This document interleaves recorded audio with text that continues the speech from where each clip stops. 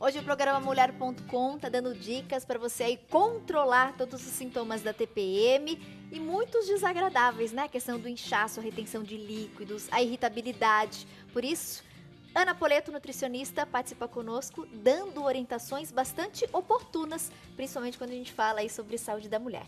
Ana, nós já falamos um pouquinho no bloco anterior sobre a importância do consumo da banana, as oleaginosas de maneira geral, destacamos aqui as nozes e a própria castanha do Pará, riquíssima em selênio.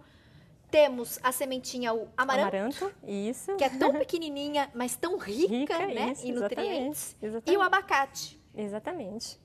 Quais outros alimentos a gente pode consumir, pensando então em combater todos esses probleminhas causados pela oscilação hormonal durante a tensão pré-menstrual? Então, aí, por exemplo, eu trouxe aqui o pão integral, né, e o arroz integral para representar os nossos cereais integrais, na verdade. Então, os nossos cereais integrais, eles são fontes de vitaminas do complexo B, especialmente as vitaminas B6 e B9, por exemplo, né?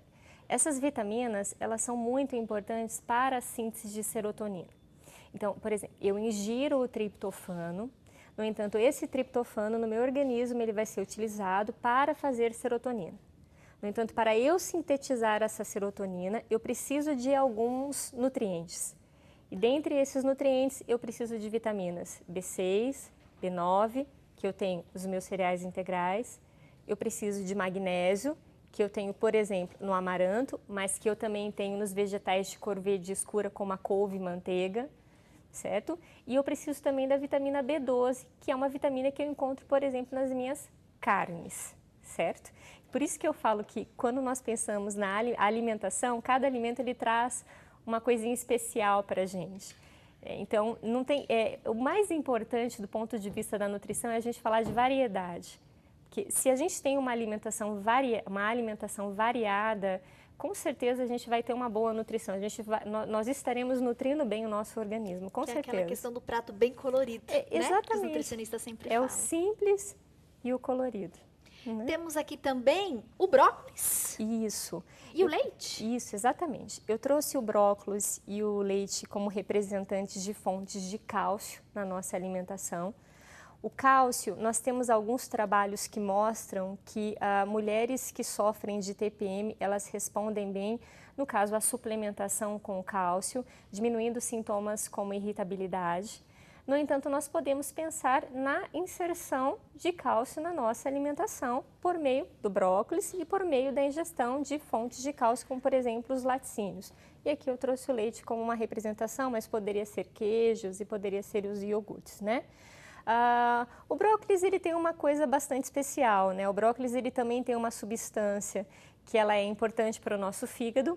Então, quando nós consumimos ele, nós temos o cálcio e nós também ganhamos com isso uma proteção hepática, que é muito importante. Brócolis, couve e manteiga, aquela folha grande, aquela couve. Geralmente o pessoal faz o suco verde, né? Com a exatamente. couve e manteiga. Ou refogadinha também, que fica uma delícia. E fica uma delícia. Que é o princípio do suco detox, né? Na verdade, o suco detox, se cria muitas designações para ele. Ele é um suco bastante nutritivo, mas a questão da detoxificação, ela tem relação com a presença dessa couve que tem nesse suco. Mas é importante frisar que o processo de detoxificação celular é muito complexo, não é apenas um suco que resolve esse processo, né? Isso acho que é importante ficar claro, certo? Bem lembrado, não é ele sozinho exclusivamente que vai limpar o organismo todo, né? Na verdade é um conjunto de fatores e mudanças alimentares.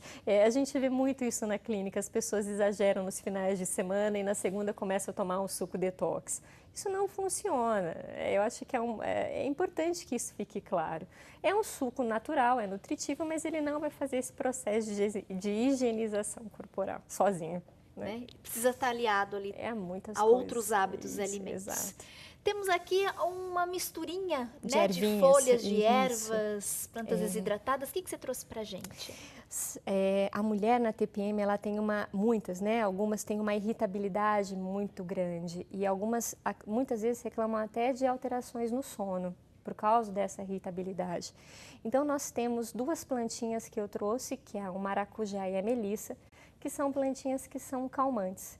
Então, nós podemos, por exemplo, inserir, isso obviamente orientado por um profissional, um chá, né, de melissa ou um chá de maracujá à noite, que são chazinhos calmantes. Isso também pode ser inserido ao longo do dia, aí o horário quem vai determinar vai ser o profissional que está acompanhando a esse paciente, né? Lembrando que fitoterápicos, eles são remédios em plantas. Então, ele precisa, sim, de um acompanhamento de um profissional aí. Não são todos os pacientes que podem usar fitoterápicos, certo? Bem lembrado.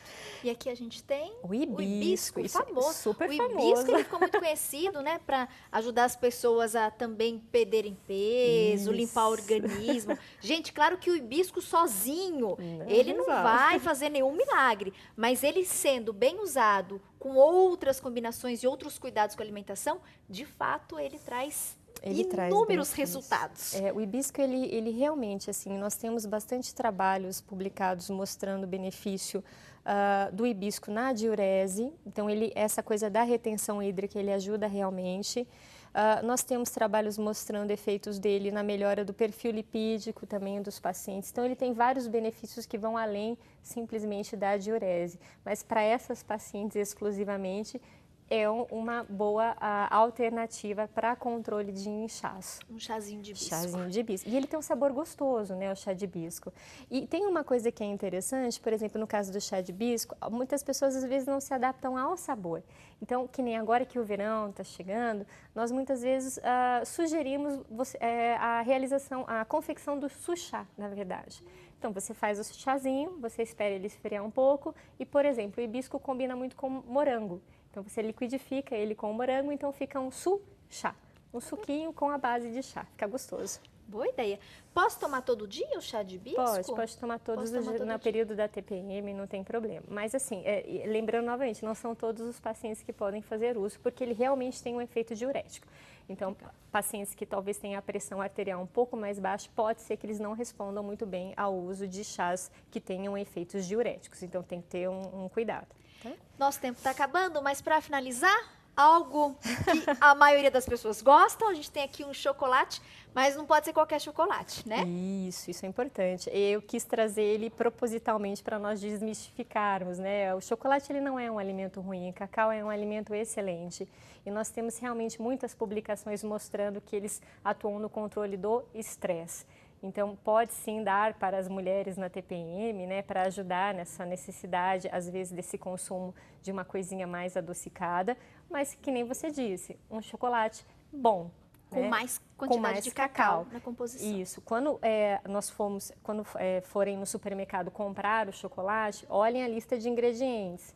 Então, os elementos estão descritos na forma decrescente.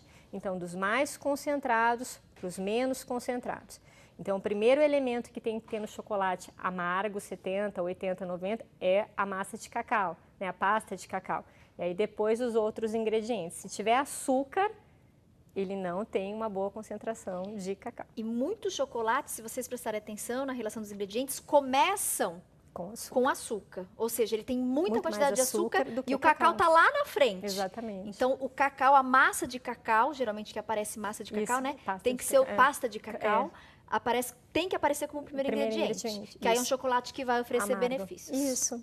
Obrigada, tá obrigada Ana. Amei recebê-la no nosso programa. Obrigada. Espero de verdade que você volte em outras oportunidades. Com certeza. Bom demais, né, gente? Aprender sobre os alimentos, como cuidar melhor do nosso corpo. E agora a gente já vai conseguir diminuir, né? Todos aqueles sintomas desagradáveis da TPM de uma maneira muito saudável e fácil.